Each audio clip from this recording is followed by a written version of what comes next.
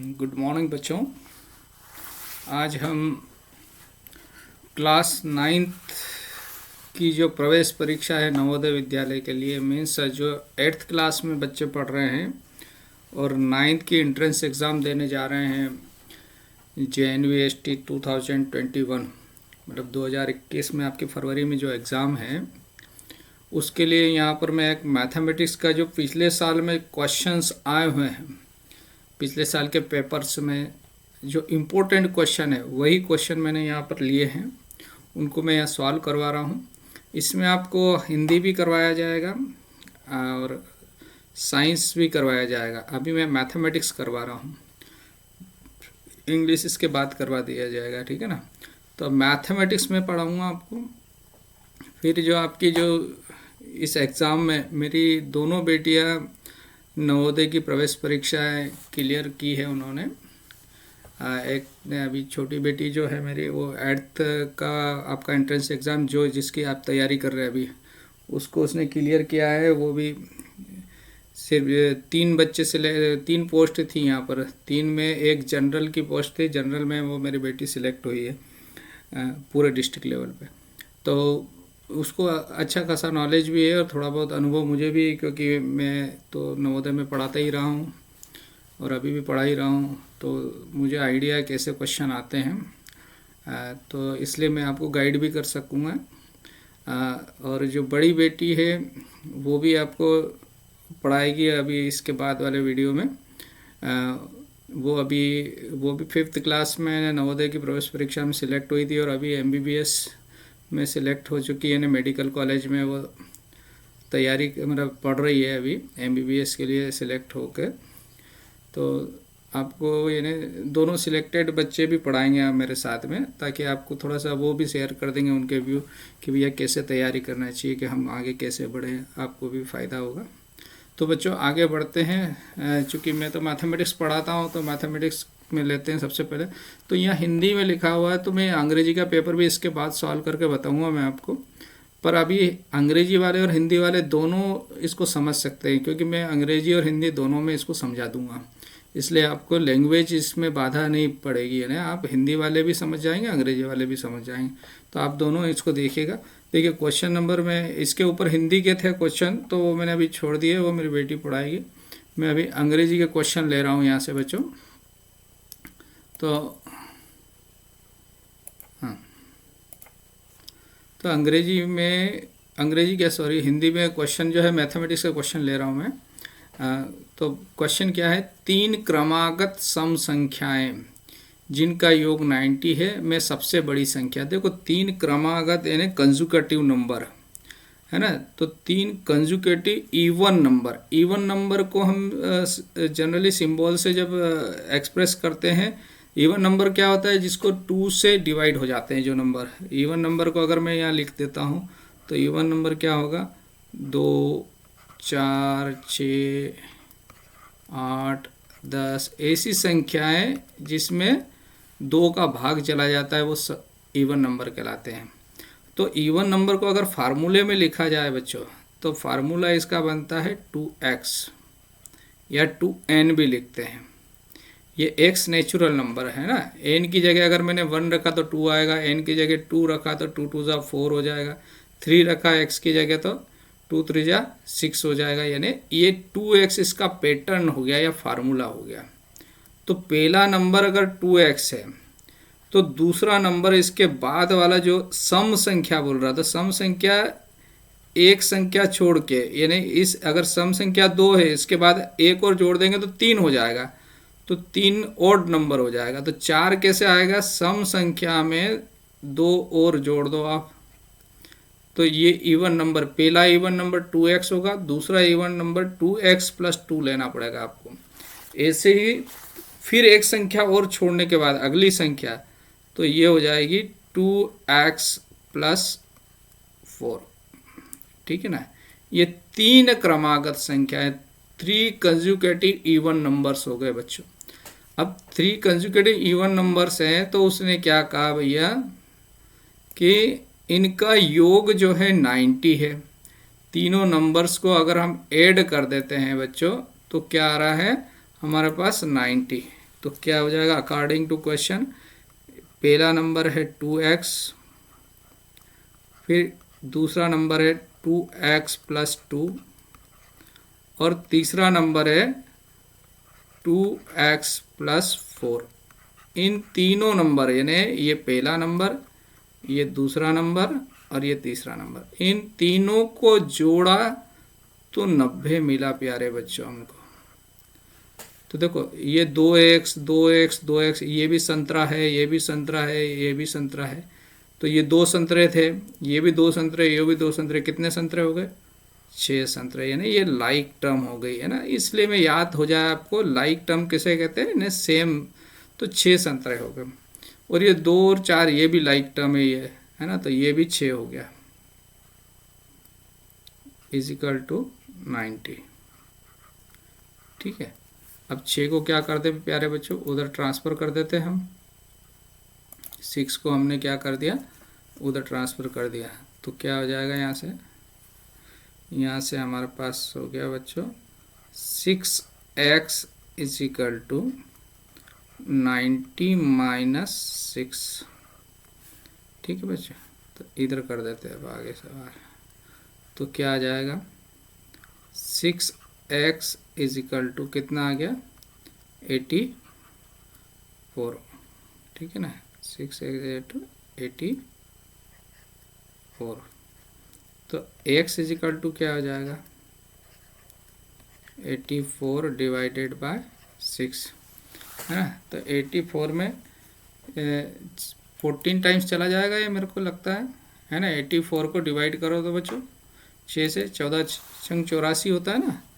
तो x is equal to आपको क्या मिल गया, x इज इक्वल टू 14। इसको अब यहाँ से देखो नंबर क्या दोगे, x यानी तो पहला नंबर 2x क्या हो जाएगा, 2x है 14 दूना 28। ठीक है ना, 2 मल्टीप्लाई 14 यानी जो पहला नंबर हो गया 28। फिर अगला नंबर क्या हो जाएगा, इसमें 28 से अगला नंबर 2 जोड़ देंगे तो डायरेक्ट भी लिख देता हूँ 30। फिर अगला नंबर क्या हो जाएगा 32, आप यहाँ फार्मूले से भी निकाल सकते हो। 2x प्लस 2 करा तो क्या हो जाएगा, ये 28 और 2 30 आ गया, और ये क्या आ जाएगा 2x प्लस 4, है ना। तो 2x कितना था 28, 28 में 4 32। तो आपको क्या पूछा है इसमें, सबसे बड़ी संख्या क्या है, तो सबसे बड़ी संख्या क्या हो गई प्यारे बच्चों 32। तो 32 सबसे बड़ी संख्या, तो आपका आंसर आ गया ये 32 आ गया बच्चों। ठीक है, अब नेक्स्ट अगला क्वेश्चन देखिए क्या कहा है क्वेश्चन में कि इसका स्क्वायर रूट निकालना है, दोनों को सॉल्व करने का बोला है, क्या फाइंड द वैल्यू। तो 225 का स्क्वायर रूट तो बहुत आसान है, ये तो मैं डायरेक्ट लिख देता हूँ। देखो 2 इसका कितना वैल्यू हो जाएगा, ये तो 15 हो जाएगा, 15 15 225, ये तो निकालना आता है ना बच्चों आपको। प्लस अब इसको मैं आपको सॉल्व करके बता देता हूँ। देखो यहाँ से ये पॉइंट, फिर 1 0 2 0 3 0 2 2 और 5, ठीक है ना 225। तो ये दशमलव हटाया मैंने, तो 6 0 लगेगी एक के बाद, 1 2 3 4 5 और 6 0। ठीक है, अब इसको आगे और सॉल्व करते हैं तो क्या आ जाएगा आपका, इसी को आगे सॉल्व किया मैंने। यहाँ देखो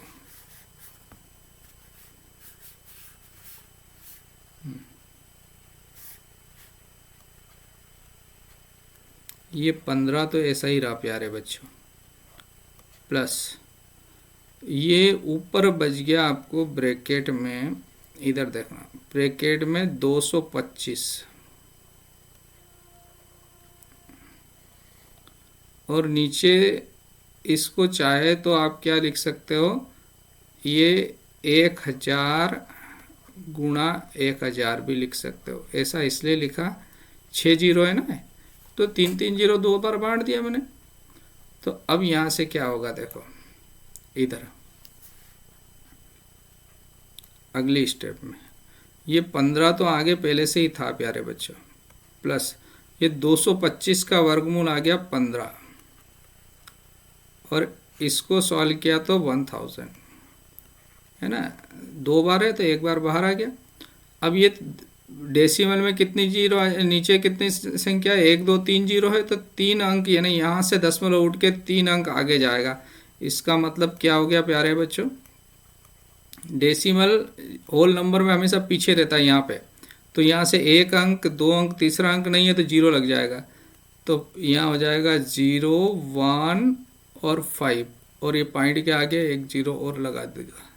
अब इसको सॉल्व किया तो क्या हल करना आता है ना, तो क्या आ जाएगा 15.015, ये आपका आंसर आएगा 15.015, यानी ये आपका आंसर आ गया 15.015। ठीक है बच्चों, देखो बच्चों इसमें ये मिसप्रिंट है, ये सवाल है, ये उत्तर में भी मिसप्रिंट है, इसलिए इसको अभी मैं आपको नहीं करवा रहा हूँ इस क्वेश्चन को। मैं जल्दी जल्दी में इसको देखना भूल गया, अब बाद में टाइम वेस्ट होगा। अभी अगला क्वेश्चन देखते हैं हम। नेक्स्ट क्वेश्चन है बच्चों, अगला क्वेश्चन ले रहे हैं। क्या कहा है, इसका फैक्टर करना। देखो ये अच्छे से प्रिंट नहीं हुआ, इसमें क्या हो गया, ये सवाल है आपका 3x स्क्वायर है प्यारे बच्चों, 3x square plus x minus 4।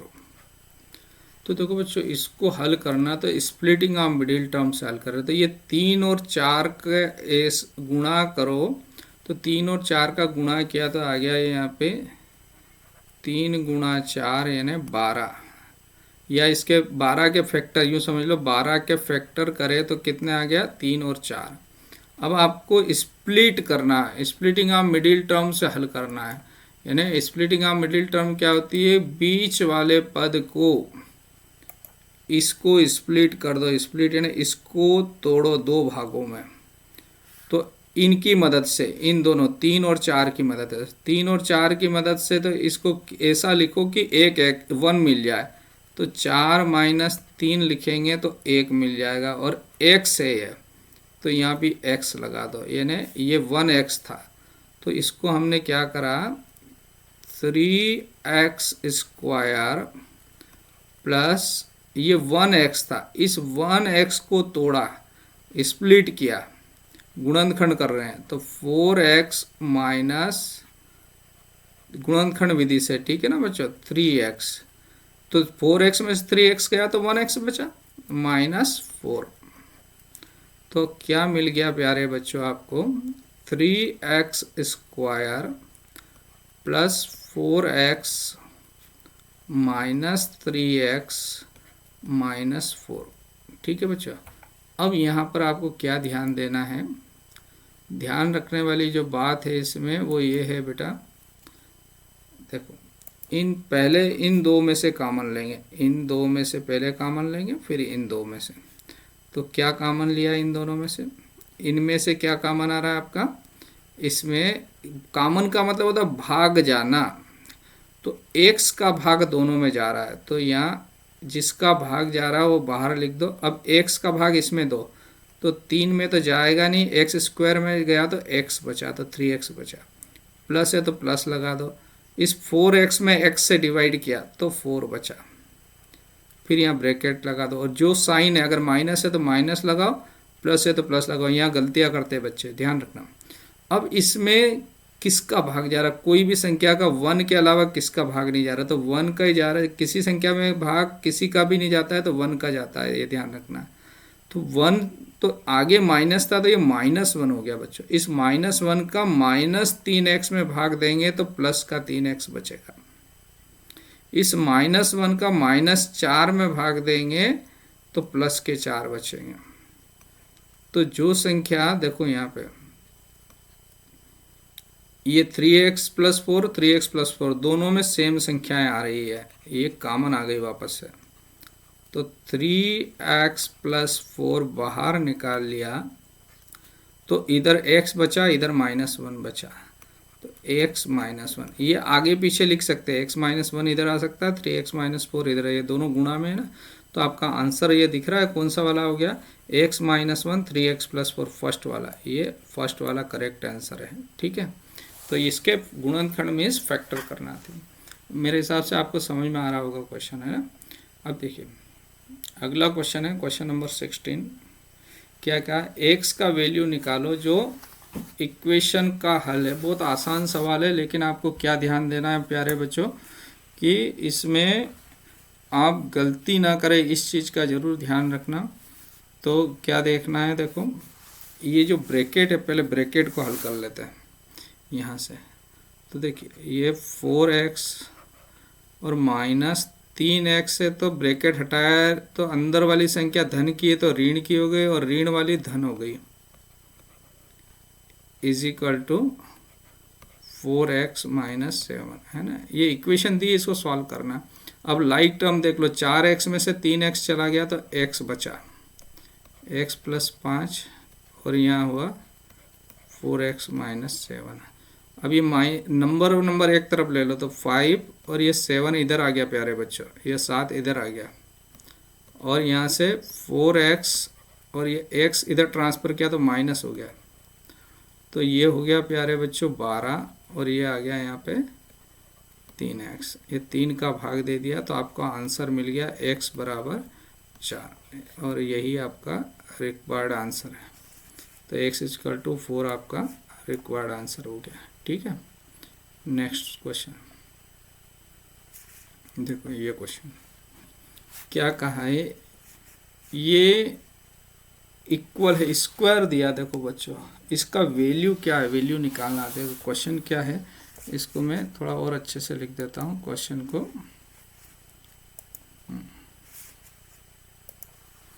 आपको क्वेश्चन दिया है, कलर थोड़ा डार्क ले लेते हैं बच्चों।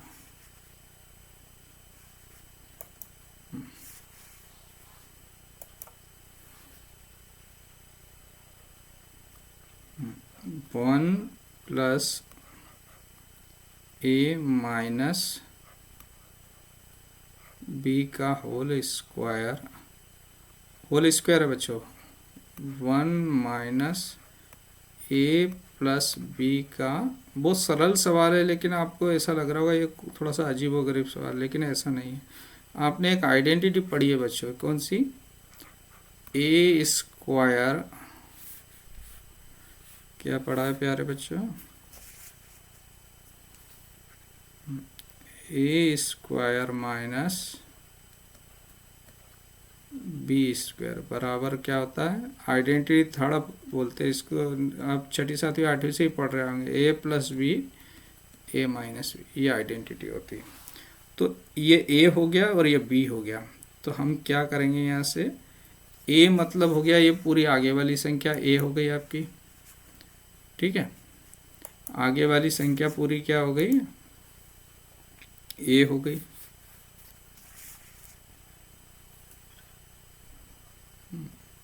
तो ये 1 प्लस ए माइनस बी, ये तो पूरा ए हो गया बच्चों, ए, ये यहाँ पे ये ए मतलब ये पूरा हो गया।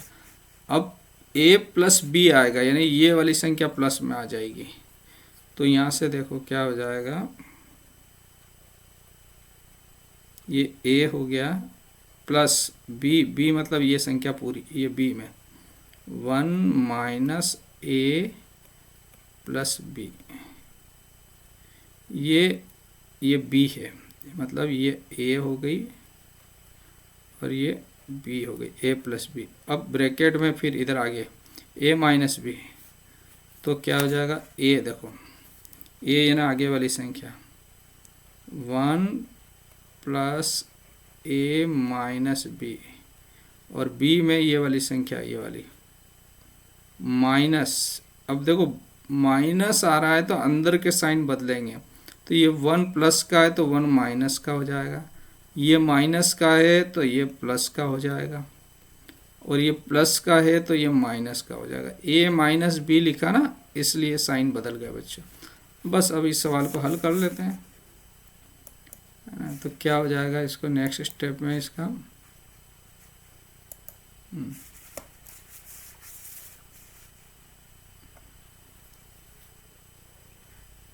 अगली स्टेप में आ गया आपके पास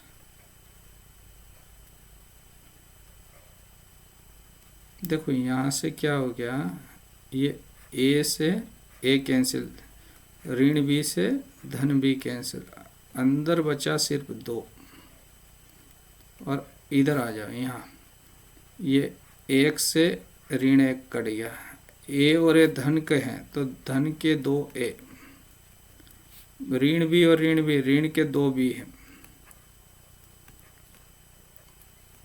अगर और आगे सॉल्व करते हैं तो 2 गुणा, इसमें से 2 कॉमन आ गया तो a माइनस बी, तो आपका आंसर आ गया 4a माइनस बी, है ना। ये रहा आंसर आपका 4a माइनस बी हो जाएगा।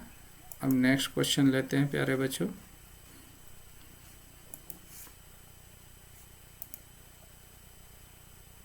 ये क्वेश्चन क्या दिया, 8 मल्टीप्लाई 3 प्लस 20, 8 मल्टीप्लाई नहीं है बच्चों, देखो इसमें थोड़ा सा ये इक्वेशन क्या है,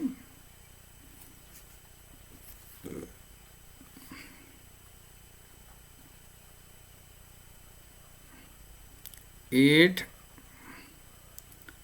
एक्स क्यूब है बच्चों प्लस 27।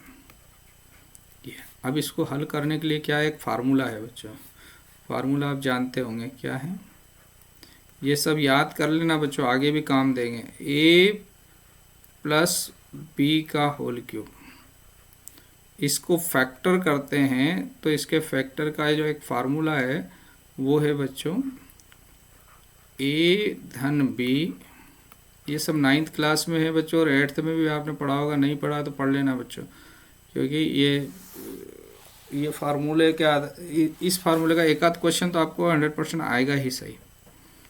तो क्या होता है फार्मूला, a धन b का a क्यूब धन b क्यूब है तो a धन b, इधर आएगा a स्क्वायर धन ऋण आएगा, क्या आएगा यहाँ पर ऋण आएगा आपका a ऋण a स्क्वायर ऋण ए बी धन बी स्क्वायर, ये फार्मूला है। ठीक है, अब ये फार्मूला यहाँ अप्लाई करेंगे, कैसे करेंगे देखो, ये 8 है ना तो इसको a क्यूब के रूप में लिखना, a क्यूब के रूप में लिखे तो इसको लिख सकते हैं ट्वाइस x का होल क्यूब, और ये इसको लिखेंगे 3 का होल क्यूब, तो ये हो गया 8x क्यूब हो जाएगा, ये 27 हो जाएगा। अब यहाँ से फार्मूला ये वाला फैक्टर वाला फार्मूला अप्लाई किया तो क्या हो जाएगा a प्लस बी मतलब 2x प्लस 3 है ना, a प्लस बी, और इधर आएगा a स्क्वायर मीन्स 2x का होल स्क्वायर, ये बड़ा ब्रैकेट लगा देना यहाँ, माइनस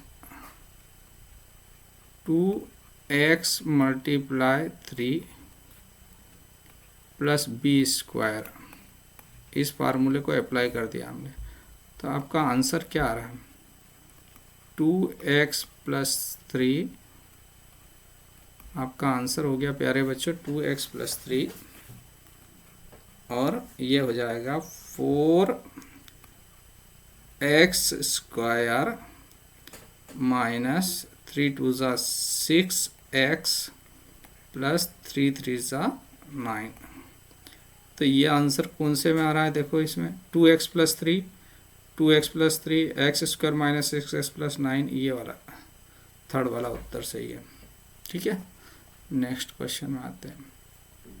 हाँ भैया, अगला क्वेश्चन देखो क्या कह रहा है, अगले क्वेश्चन में क्या कहा है देखो, किसी बेलन की त्रिज्या दुगनी कर दी जाए, है ना, तो बेलन क्या होता है सिलेंडर, है ना, सिलेंडर को बेलन बोलते हैं, यानी ये एक सिलेंडर है बच्चों, सिलेंडर तो आपने पढ़ा होगा बच्चों, है ना, 6ठी 7वीं 8वीं में भी इसके बारे में बताया गया है, ये सिलेंडर है, इस सिलेंडर की रेडियस अभी क्या है r, अब बेलन की त्रिज्या को दोगुनी कर दी जाए लेकिन ऊंचाई वही रहे, यानी इसकी त्रिज्या डबल कर दी रेडियस, तो ये थोड़ा सा ज़्यादा चौड़ा हो जाएगा, लेकिन हाइट वही रहती है। ऊंचाई दोनों की सेम है, इसकी ऊंचाई भी h थी, इसकी ऊंचाई भी h है, लेकिन इसकी रेडियस अब हो गई 2r। मान लो एक कैपिटल से लिख देता हूँ, इसकी रेडियस r है अभी, तो अब रेडियस जो है इसकी 2r हो गई। आया समझ में? रेडियस डबल हो गई, हाइट वही रही। तो नए बेलन तथा मूल बेलन के आयतन में अनुपात निकालो। तो उसने क्या कहा, जो सिलेंडर है किस किस का वो करना है आपको, आयतन मतलब वॉल्यूम। नया बेलन यानी बाद वाला इसका, तो क्या हो जाएगा, इसका वॉल्यूम क्या हो जाएगा। देखो वॉल्यूम बराबर क्या होता है, वॉल्यूम ऑफ सिलेंडर क्या होता है, वॉल्यूम ऑफ सिलेंडर होता है पाई r स्क्वायर h, ये है। तो वो कह रहा है volume of new cylinder upon volume of old यानी ओरिजिनल सिलेंडर। तो वॉल्यूम ऑफ न्यू सिलेंडर देखो पाई, और नए सिलेंडर का वॉल्यूम क्या है 2r स्क्वायर h, और ये पाई पुराने की रेडियस तो r ही है और h, ये निकालना हो गया सवाल। देखो यहाँ से पाई आप कैंसिल कर दीजिए, पाई से पाई कैंसिल कर दो, तो क्या हो जाएगा, पाई से पाई कैंसिल हो गया, h से h कैंसिल, क्योंकि ये दोनों ये सेम है, हाइट भी सेम है उसकी। अब रेडियस कितनी हो गई यहाँ पे देखो, ये 2 का स्क्वायर किया तो 4 और r स्क्वायर, और नीचे r स्क्वायर, ये कैंसिल किया तो एक बार गया, तो 4:1 आंसर क्या आ रहा है, आंसर 4:1। तो आपका आंसर क्या हो जाएगा ये। ठीक है, बहुत आसान है, मेरे हिसाब से आपको समझ में भी आया होगा। नेक्स्ट क्या कहा है, यदि किसी गोले की त्रिज्या में 50% की बढ़ोतरी कर दी जाए तो उसका आयतन हो जाएगा। देखो बच्चों ये भी वैसे ही सवाल, देखो आप फिगर बना के हल करेंगे तो जल्दी समझ में आएगा। ये कोई एक गोला था, ठीक है ना, ये गोले को वैसे ऐसा बनाया जाता है, ठीक है ना। चलो ये गोला है, अब इसकी गोले की त्रिज्या को बढ़ा दिया है, बढ़ा के ये ऐसा बन गया। इसकी त्रिज्या r थी, यानी इसकी त्रिज्या जो गोले की त्रिज्या r है, इसमें 50% की वृद्धि कर दी, तो इसकी r क्या हो गई, इसकी रेडियस क्या हो जाएगी, ये रेडियस, इसकी रेडियस हो गई r प्लस इस r का 50%, तो 50% ऑफ r। ये देखो इसको हल कर रहे हैं तो क्या हो जाएगा, r प्लस 50/100 गुणा r, तो ये कैंसिल किया तो 1/2, इस इधर आगे हल कर दो बच्चों, तो r प्लस r/2, इसको हल करा तो 2 और 1 3r/2 हो गया, 3r/2, यानी जो इसकी रेडियस है वो हो गई 3r/2। ठीक है, इतना समझ। अब क्या है, तो उसका आयतन हो जाएगा, यदि किसी गोले की त्रिज्या में 50% की बढ़ोतरी कर दी जाए तो उसका आयतन कितना हो जाएगा। तो देखो इसका आयतन क्या होगा, वॉल्यूम का फार्मूला क्या है बच्चों, वॉल्यूम का फार्मूला है, तो वॉल्यूम आयतन मतलब वॉल्यूम, तो इसका वॉल्यूम क्या हो जाएगा, ये वाले का volume, volume is equal to हो गया 4/3 पाई r³, ये इसका वॉल्यूम। और अब इस वाले का वॉल्यूम क्या हो जाएगा, नए वाले का, इसका हो जाएगा 4/3 पाई, और रेडियस कितनी है, ये है, इसकी रेडियस हो गई 3r/2³। इसको हल कर लो बच्चों, 4/3 पाई, और ये r³ तो हो ही जाएगा, तो r³ मैंने आगे लिख दिया, मल्टीप्लाई 3 का भी क्यूब और 2 का भी क्यूब। 3 का क्यूब क्या, 3 तिया 9, 9 तिया 27, और 2 का क्यूब करेंगे तो 8। 27/8 क्या होता है, 27 में 8 का भाग देंगे तो क्या, 8 16 8 तिया 24, 24 तो 3 सही 3/8, 3 सही 3/8। तो ये जो संख्या है ना, ये इसको मैं अब ऐसा लिख रहा हूँ, यानी उसने क्या पूछा, कितना डिफरेंस है, वो यूं पूछ रहा, आंसर में यही दिया। तो क्या है, इसको मैंने क्या लिख दिया, ये संख्या जो है ना, ये 3 सही 3/8 गुणा ये वॉल्यूम 4/3 पाई r³। तो ये किसका वॉल्यूम है, पुराने वाले का वॉल्यूम है। और नया वाले वॉल्यूम में कितनी बढ़ोतरी होगी, 3 सही 3/8, यानी 27/8 गुना बढ़ गया। तो 3 सही 3/8 गुना ये बढ़ा, यानी आपका आंसर 3 and 3/8, ये इतना इंक्रीज हुआ, वो ये पूछा इसमें। हाँ बच्चों, नेक्स्ट क्वेश्चन है, वह छोटी से छोटी संख्या जिसे 675 को भाग देने पर भागफल एक पूर्ण घन हो, है ना। क्या कहा है बच्चों, 675 में आप भाग दो, यानी 675 पूर्ण घन हो जाए, इसमें से कौन सी संख्या निकाल दें कि ये पूर्ण घन हो जाए। तो बहुत आसान है, 675 के तो पहले फैक्टर कर लो आप। तो 675 के फैक्टर कर लिया हमने, ठीक है ना। 5 से दे दो सबसे पहले, 5 एकम 5 है ना, 17 5 तिया 15, 2 5 5 25, 135 आ गया। फिर 5 से दे दो आप, तो 5 दूना 10 है ना, 5 7 35, फिर 3 से दिया, 3 9 27, फिर 3 से दिया, 3 तिया 9, 3 एकम 3। तो देखो ये घन के लिए क्या होना चाहिए, 3 संख्याएं होना चाहिए। घन के लिए कितनी होना चाहिए, 3 संख्याएं। तो ये दो जो संख्याएं हैं, कौन सी, 5 गुणा 5, ये एक्स्ट्रा बच रही है। अगर ये दोनों संख्याएं हट जाए, ये दोनों संख्याएं हट जाए तो ये पूर्ण घन हो जाएगा। तो ये दोनों संख्या मिलके कितनी हो रही है, तो ये हो रही है 5 गुणा 5, और इधर है 3 गुणा 3 गुणा 3। तो पूर्ण घन ये हो जाएगी ये मिलके। अगर ये दोनों हटा दें तो कितना हटा दें, 25। तो आपका आंसर आ जाएगा, अगर 25 को इसमें से हटा दिया जाए तो 675 क्या हो जाएगा, पूर्ण घन हो जाएगा। नेक्स्ट, यदि किसी गोले की त्रिज्या में 50% बढ़ोतरी कर दी जाए। ये सवाल तो अभी हो गया था, डबल से आ गया क्या, हाँ ये डबल से कॉपी हो गई। नेक्स्ट, हाँ, यदि किसी घन का पृष्ठीय क्षेत्रफल, घन मतलब क्यूब, है ना। क्यूब कैसे बनाते हैं, क्यूब देखा होगा ना आपने। ये देखो, ये क्यूबॉइड है, ये आपको दिखाई दे रहा है, ये क्यूबॉइड है, घनाभ। और घन क्या होगा, जिसकी चारों मतलब सभी 8 भुजाएं एक जैसी हो, है ना। वो सांप सीढ़ी खेलते हैं ना, पासा रहता है ना, ऐसे उछालते हैं। कितने, 6 डाइस बोलते हैं जिसके 6 लिखे रहते हैं, 1 2 3 4 5 6 तक उसमें अंक लिखे रहते हैं, है ना। सांप सीढ़ी वगैरह में भी काम आता है।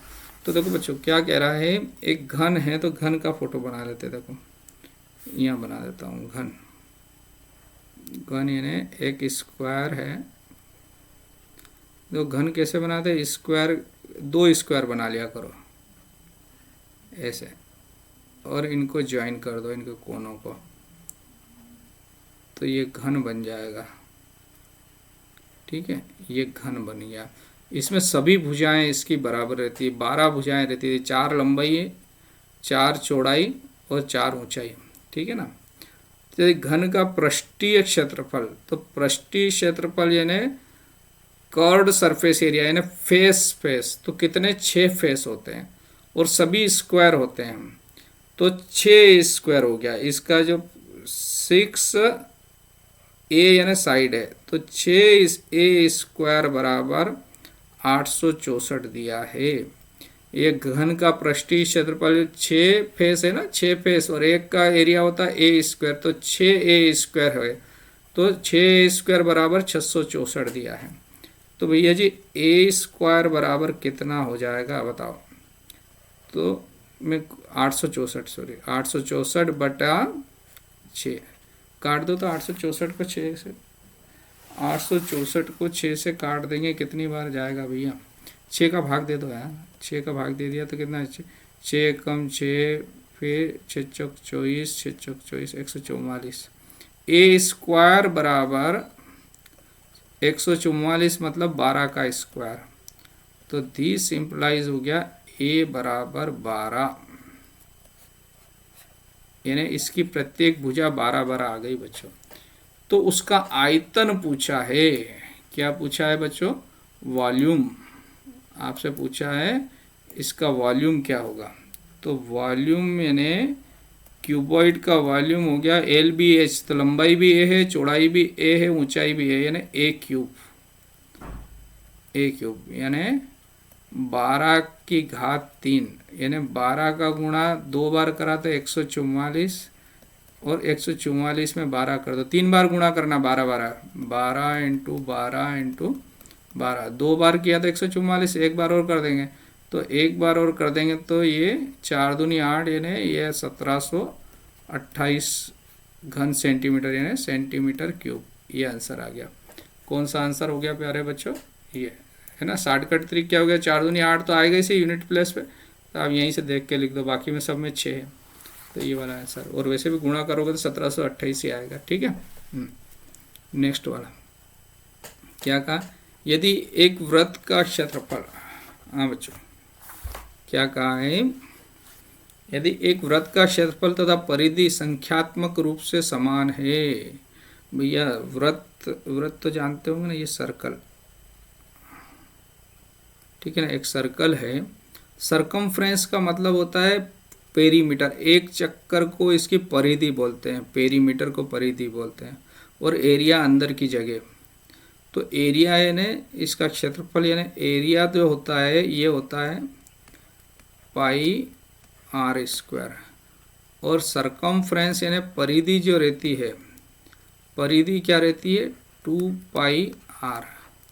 अब उसने क्या कहा, अकॉर्डिंग टू क्वेश्चन ये एरिया और परिधि दोनों बराबर है 2πr, ये दोनों बराबर है प्यारे बच्चे। तो देखो बहुत सरल सवाल हो गया, पाई से पाई काट दो, ये एक आर का इसमें भाग देंगे तो स्क्वायर से ये आर उड़ जाएगा, आपके पास r बराबर 2 बचेगा, बस उत्तर आ गया। कौन सा वाला, ये बहुत कितना आसान सवाल हो गया है, तो 2 यूनिट है ना, तो उत्तर आ गया 2। हाँ भैया क्या क्वेश्चन है अगला वाला, क्वेश्चन नंबर 24। तो 24 में क्या दिया है आपको, 13,824 का घनमूल। तो भैया ये तो बहुत सरल सवाल है यार, ये तो 7वीं 8वीं वाले सवाल बच्चे भी कर लेंगे, आप तो बड़े हो गए अब। 24 करते जाओ भैया, है ना, इसके फैक्टर करेंगे, गुणनखंड करना, तो 2 का भाग दिया तो 2 छंग 12, 2 नम 18, 2 एकम 2, 2 दूनी 4, ठीक है।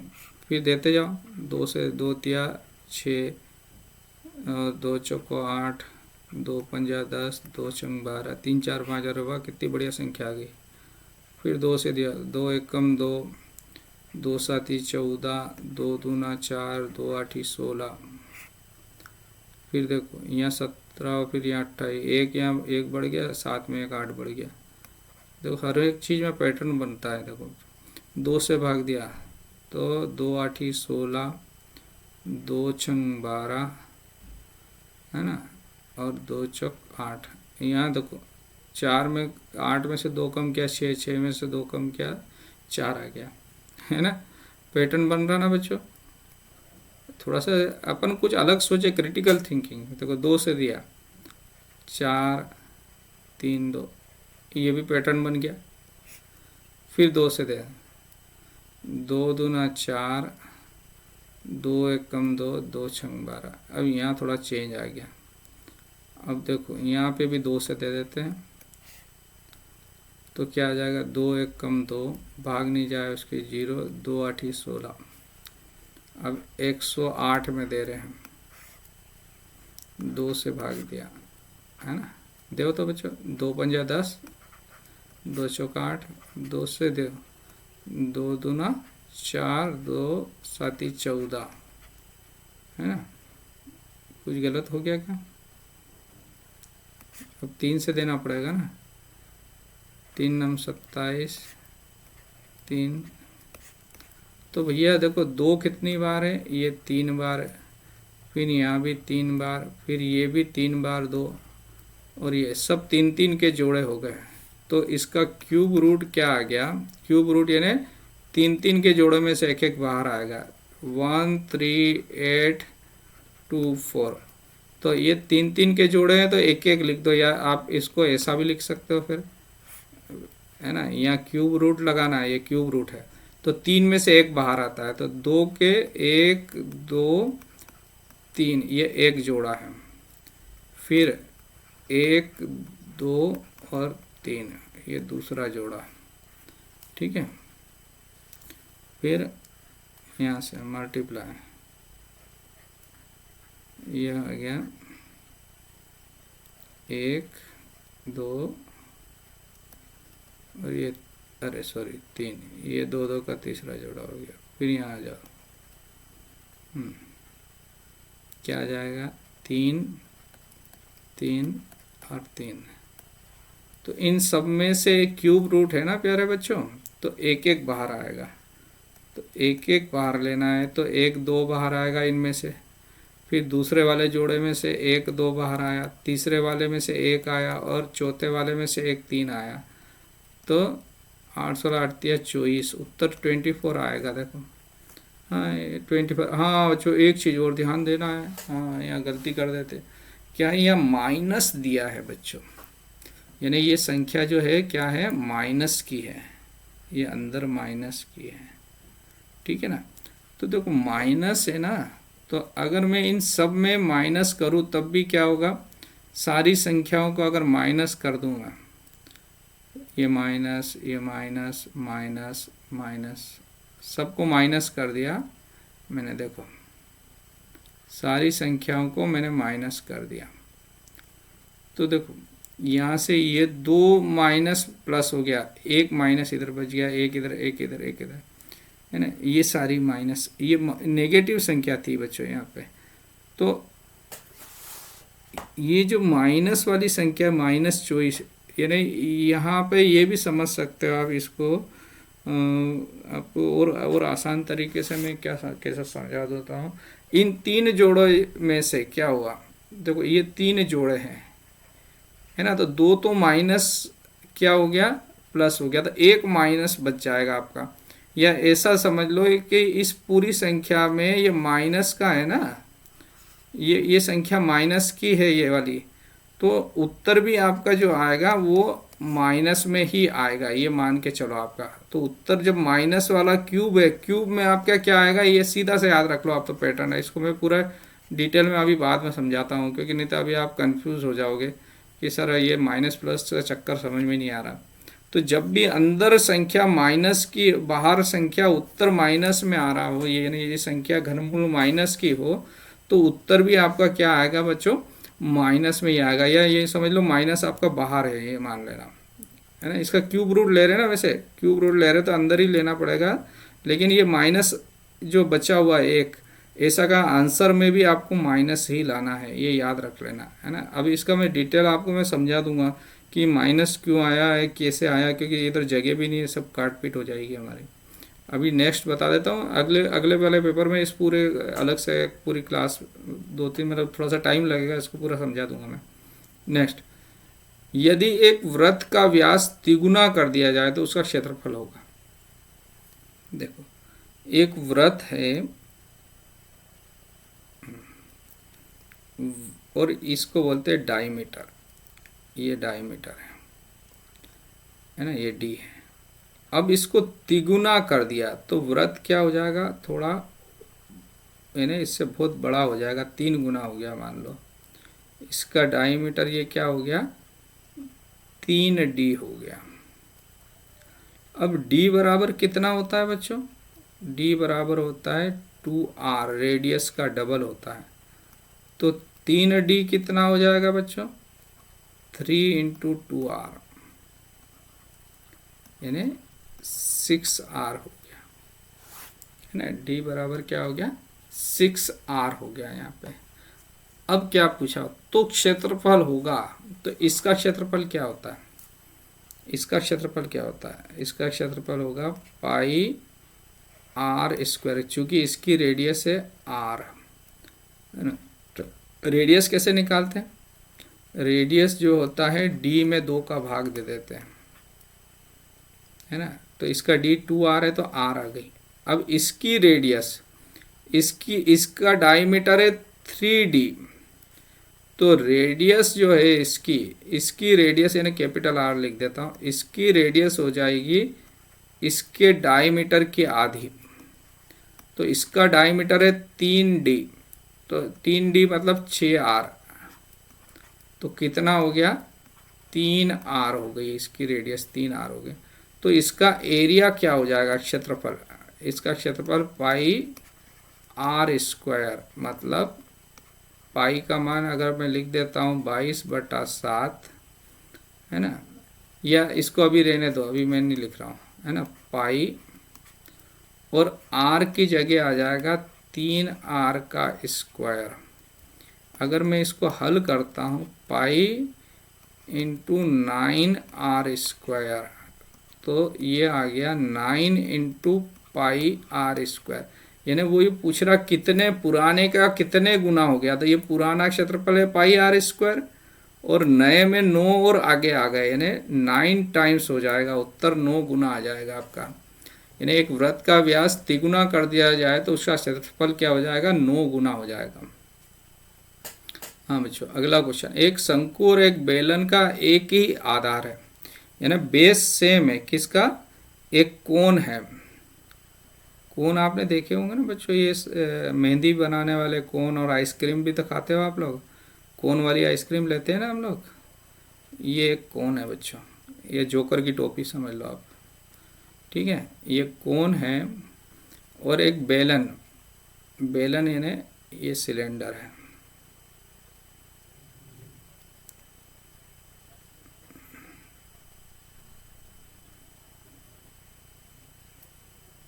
ठीक है। अब वो कह रहा है एक शंकु एवं बेलन का एक ही आधार, आधार है ना, बेस सेम है, बेस सेम है ना, इसकी रेडियस r है, ये रेडियस r है, तो इसकी भी रेडियस r होगी बच्चों। दोनों की रेडियस सेम है, सेम रेडियस है तो आधार समान हो जाएंगे ना। हाँ, बेस सेम है, एक ही आधार है, दोनों की रेडियस क्या हो जाएगी? सेम। तो उनके आयतन भी समान है, तो इसका वॉल्यूम क्या होता है? किसका बच्चों? ये इसका आपके कोन का वॉल्यूम क्या होता है?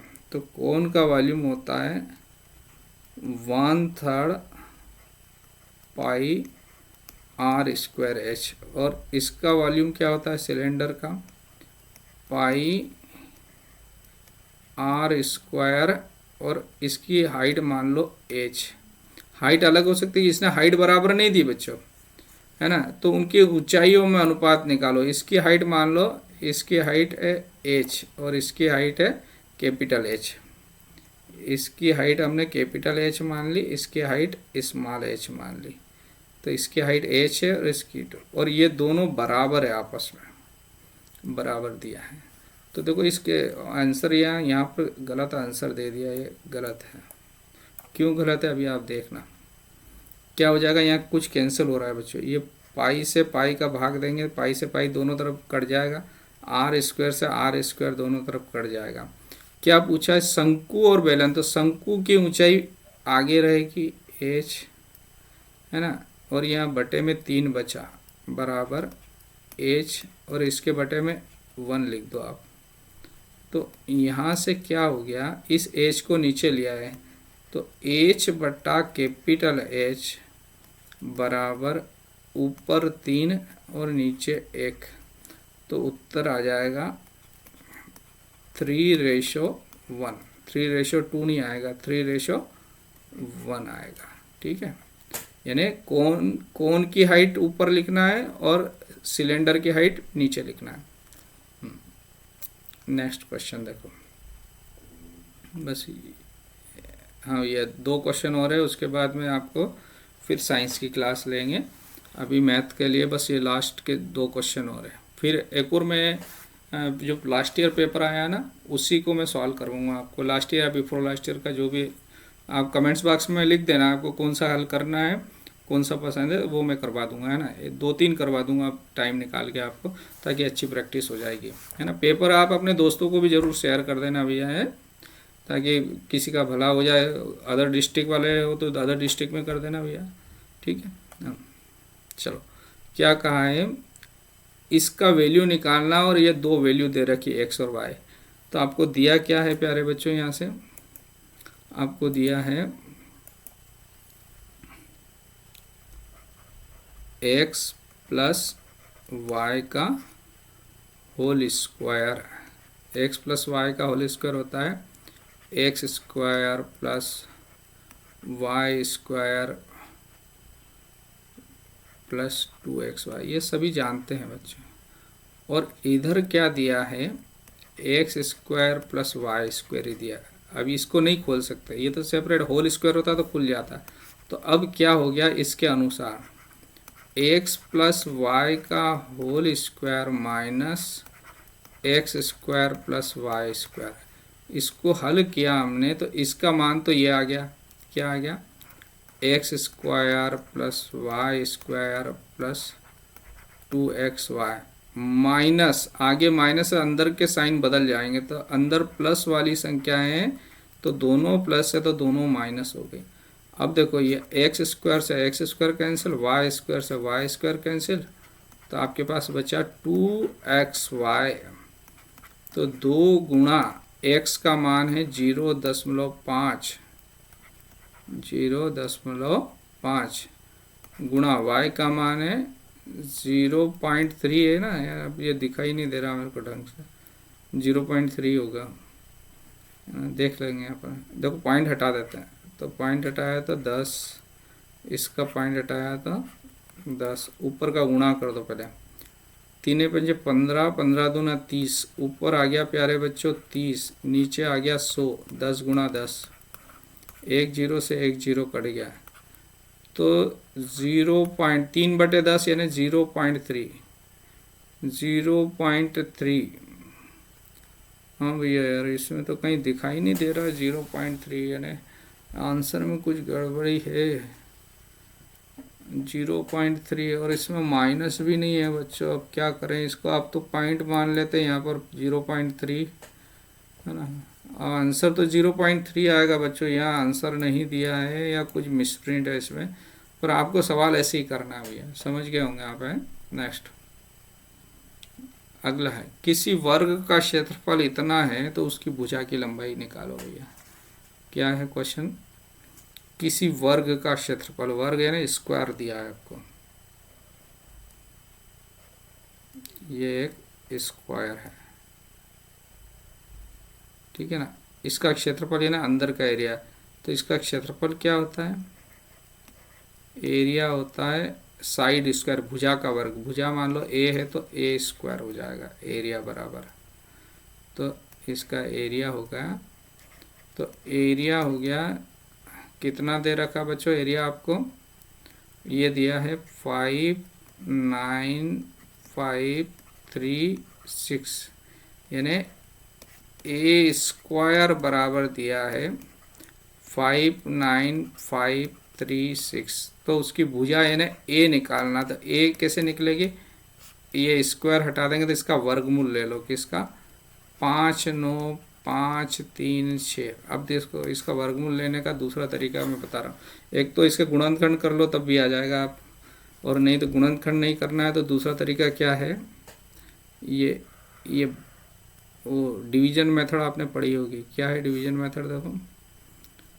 5 9 5 3 6, पीछे से 2-2 के पेयर बनाते हैं। अब जो आगे वाली संख्या है ऐसी संख्या बोलो परफेक्ट स्क्वायर होना चाहिए ना, 2 दूनी 4, तो ये 2 बार जाएगा। यहाँ 4 आया तो इधर घटाना है, इधर जोड़ना है, तो ये तो हो गया 4 और ये 1 बचा ऊपर से 195। अब यहाँ तो 1 0 लिखो, 1 2 3 यानी 40 हो गया। 4 चौक 16, 4 5 4 बार दे देते हैं, है ना। 4 बार भाग दिया, मैंने 4 बार गुणा करा और गलत हो गया थोड़ा सा, चलो इधर लिख दूंगा नीचे, है ना। 4 चौक 16, 4 चौक 16 और 1 17, तो कितना आ गया। ये कलम टेढ़ी चल गई और 15 में से 6 गए तो 9 बचा, 80 लगे 17 और 1 18 का, तो एक 19 बचेगा बच्चों। और ये हो गया 4 8। ठीक है, अब यहाँ कुछ भी लिखेंगे तो 480 81 82 ऐसा कुछ बनेगा। और यहाँ आएगा 3 और 6 ऊपर से पेयर। तो 4 का पहाड़ा इतनी बार बोलो कि ये 1900, 400 का पहाड़ा 1900 हो जाए, तो 4 चौक 16, 4 5 5 बार बोलेंगे तो ज़्यादा हो जाएगा, तो 4 बार ही पहाड़ा बोल सकते हैं हम। तो 4 बार पहाड़ा बोला तो 4 चौक 16 का 6, 8 चौक 32 और 1 33, 4 चौक 16 और 2 19। तो ये हो गया सवाल हमारा, क्या हो गया, ये आ गया 19, है ना। यहाँ तो सब, तो ये 1 4 और फिर 1 4, तो वर्गमूल आ गया प्यारे बच्चों 244। 244 ए बराबर, ये भुजा आ गई 244, आपका आंसर 244। ठीक है भैया, तो ये यहाँ तक आपका कंप्लीट हो गया। अब जो साइंस वाला पार्ट है आपको मेरी बेटी पढ़ाएगी, जो अभी मेडिकल कॉलेज में पढ़ रही है, अभी यहीं पर है वो। तो आपको साइंस वही पढ़ाएगी जो डॉक्टरी की तैयारी कर रही है, MBBS डॉक्टर की। और जो हिंदी है, हिंदी मेरी छोटी बेटी जो अभी 9th में, अभी पिछले साल ही उसने लेटरल एंट्री के एग्ज़ाम क्लियर किया है आपका 8th क्लास का, है ना। तो हिंदी वो पढ़ा देगी, दोनों बेटी आपको पढ़ाएगी। ठीक है ना, पसंद आए तो लाइक कर देना, नहीं तो कोई बात नहीं, थोड़ा सा सोच लेना, वो सिलेक्ट हुई तो उनसे ही कुछ सीख लेना। ठीक है, ओके, थैंक यू। इसको फिर कंटिन्यू करते हैं। अभी मैं यहाँ पर थोड़ा सा इसको यूज़ कर देता हूँ अभी आपको, उसके बाद में वो पढ़ाएगी।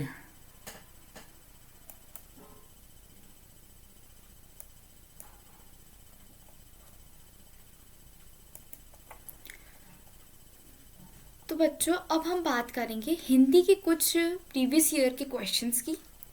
तो ये काफ़ी इजी है और आपको आसानी से समझ आ जाएंगे, और एग्ज़ाम में तो काफ़ी इजी आते हैं, तो आपको ज़्यादा दिक्कत नहीं होगी इन क्वेश्चंस को सॉल्व करने में। तो अब चलिए जल्दी जल्दी इनको देखते हैं। तो फर्स्ट क्वेश्चन में ये क्या पूछ रहा है, इस कविता को चुपचाप पढ़ जाइए। ये एक वाक्य दिया गया है और पूछा गया है इस वाक्य में चुपचाप की जो व्याकरणिक कोटि पदभेद क्या है। तो अपने मतलब इसमें ये चुपचाप जो है ये क्या है, तो ये संज्ञा है, विशेषण है, क्रिया विशेषण है या फिर क्रिया है। तो हम इसको पढ़ेंगे तो ये है ना विशेषण का विशेषता शो कर रही है, तो हमारा ये आंसर आ जाएगा विशेषण। अगला क्वेश्चन, कौन सा शब्द भाववाचक संख्या नहीं है। तो कौन सा शब्द भाववाचक संख्या, भाववाचक संख्या जो हमारी इमोशन, हमारे भाव को शो करती है, तो इनमें से कौन सी नहीं है। मिठास, मिठास तो है, चतुरता, चालाक चतुर, बचपन और युवा। तो हमारा उत्तर हो जाएगा युवा, क्योंकि युवा कोई भाववाचक संख्या नहीं होती है। हे अर्जुन, हानि लाभ जीवन की चिंता न करो। उपरोक्त वाक्य में रिक्त स्थान के लिए उपयुक्त शब्द क्या होगा। हम इसको पढ़ेंगे तो हमको ध्यान से समझ आएगा कि ये जो है ये दोनों विलोम शब्द है। वैसे जीवन का हमको विलोम ढूंढना पड़ेगा, तो जीवन का इसमें विलोम हमको दिख रहा है मृत्यु, मौत, मरण, देहांत। तो ये चारों ही मृत्यु का होता है, जीवन का अपने को पता है सबका ही ये होता है। लेकिन इनमें से सही उचित शब्द हमको कौन सा लग रहा है, तो हमको उचित शब्द मरण लग गया। मैंने ये आंसर क्यों लिखा है, ये क्यों नहीं लिखे हैं, क्योंकि ये जो शब्द है ये जो है ये इसके मैचिंग नहीं लग रहे हैं हमको, इसमें सबसे सिमिलर जीवन का मरण सबसे सिमिलर वर्ड लग रहा है, इसलिए हमको एग्जाम में हमें ध्यान रखना है कि ऑप्शन में से सबसे सिमिलर वर्ड कौन सा लगेगा। जीवन की सिमिलर मरण, जैसे हानि का लाभ होता है वैसे जीवन का मरण कहते हैं हम अक्सर, तो इसका आंसर आ जाएगा मरण। चौथा है उधार मांगने पर दुकानदार ने रिक्त स्थान का उपयुक्त मुहावरा क्या होगा। अब उधार मांगने पर दुकानदार ने क्या बोला उसको, आसमान सर पे उठाते और बहुत गुस्सा हो गया, हाय तौबा मचा दी, धूल फांक दी, या इधर उधर करने लग गया, या फिर अंगूठा दिखा दिया, मना कर दिया। तो सबसे उचित हमको इसका लगेगा अंगूठा दिखा दिया। तो उधार मांगने पर दुकानदार ने अंगूठा दिखा दिया, मना कर दिया। अगला, हाथी के दांत खाने की ओर दिखाने की ओर उपयुक्त लोकोक्ति का आशय क्या है, मतलब इसमें इसका अर्थ क्या होता है। तो अर्थ हम देखेंगे तो अर्थ इसमें हमको देखते ही पता चल जाएगा कि इसका अर्थ होगा कि बाहर से कुछ और अंदर से कुछ और। आपको कुछ कुछ मुहावरे लोकोक्ति पढ़ के जाना चाहिए और विलोम और इनको भी ध्यान में रखते हुए पढ़ते रहना चाहिए। ये हमको एग्जाम में अच्छा हेल्प करते हैं, इंग्लिश हो चाहे हिंदी हो, दोनों में आपको पढ़ के जाना चाहिए। हाथी के दांत दो प्रकार के होते हैं, ये तो बिल्कुल भी नहीं हो सकता है।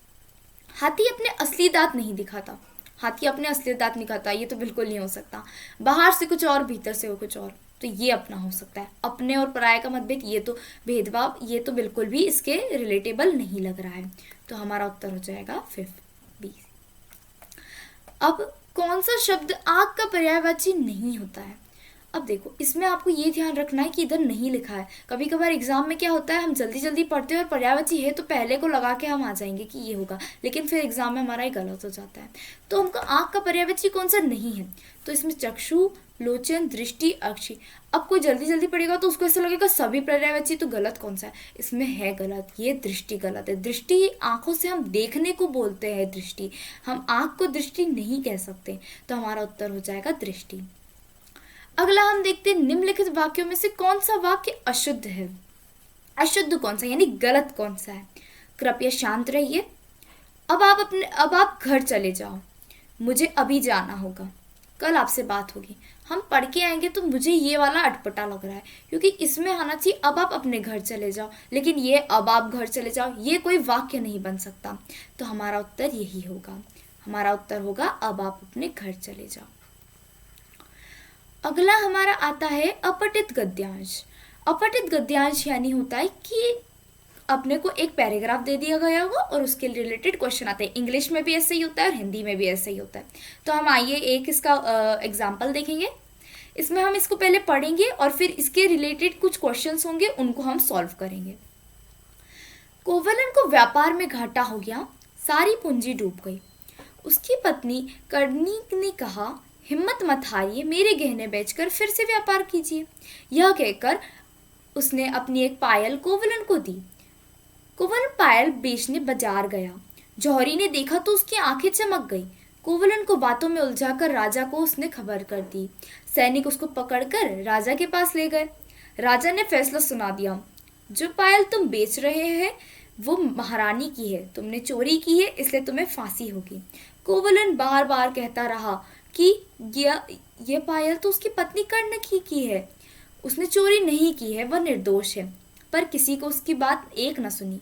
कर्णकी को यह समाचार मिला तो वो दौड़ी दौड़ी राज दरबार में आई और बोले, हे राजन, आपने अन्याय किया है, यह पायल मेरी है।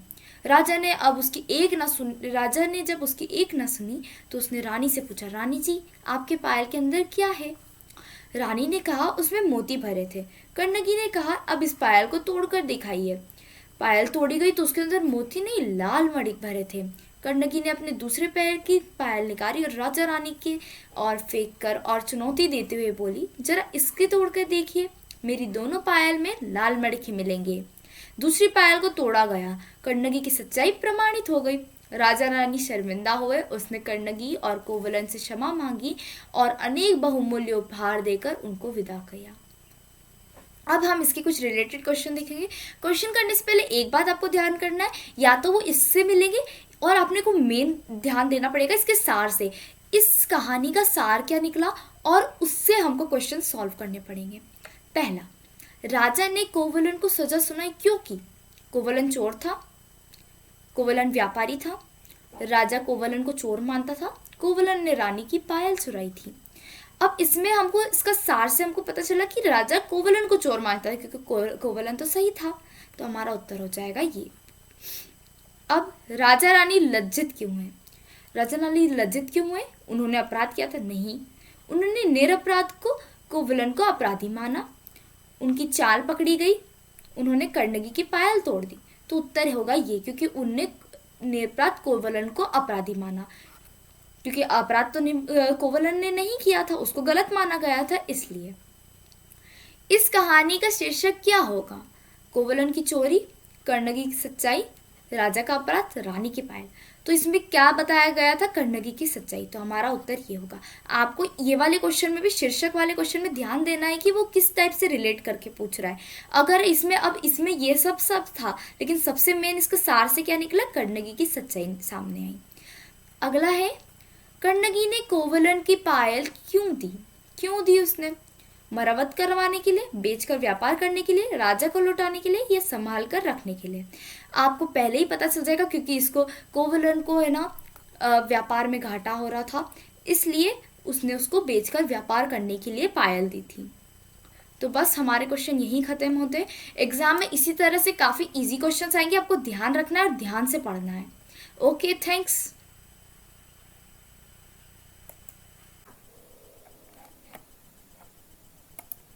हेलो स्टूडेंट्स, आज हम साइंस सब्जेक्ट के कुछ क्वेश्चंस को देखेंगे। यहाँ पर हमारा क्वेश्चन दिया हुआ है कि किसी चुंबक को सल्फर पाउडर या तथा लोहे रेतन के मिश्रण में फेरा जाता है तो क्या होता है ना। तो यहाँ जो लोहा रेतन है, हम लोग चुंबक से सभी परिचित हैं। चुंबक जो होता है उसमें 2 ध्रुव होते हैं, एक दक्षिण ध्रुव होता है, एक उत्तर, जिसे हम सामान्यतः नॉर्थ और साउथ पोल के नाम से जानते हैं। यहाँ क्वेश्चन है कि यदि हम इसके अंदर किसी लोह चुंबक को फेरते हैं, तो यहाँ पर जो क्वेश्चन दिया हुआ है ना, इसमें ये जो नाल चुंबक होता है ना, इस तरह का एक आपके बुक में भी चित्र दिया होगा, इस तरह का जो चुंबक होता है ना, उससे रिलेटेड ये क्वेश्चन है ना। तो यहाँ पर आ जाएगा क्या केवल उत्तर ध्रुव पर सारे लोहे के रेतन, या लोहे के रेतन से तात्पर्य है कि छोटे छोटे लोहे के कण उत्तर ध्रुव पे चिपकेंगे, दक्षिणी ध्रुव पे, या दोनों ध्रुवों पर समान मात्रा में, या चुंबक के सभी भागों में ये लग जाएंगे। तो यहाँ पर जो उत्तर आएगा हमारा वह ये आएगा कि चुंबक के दोनों ध्रुवों में समान मात्रा पर ये लोहे रेतन लग जाएगी। मतलब यहाँ पर पूरे एरिया में क्या लग जाएगी?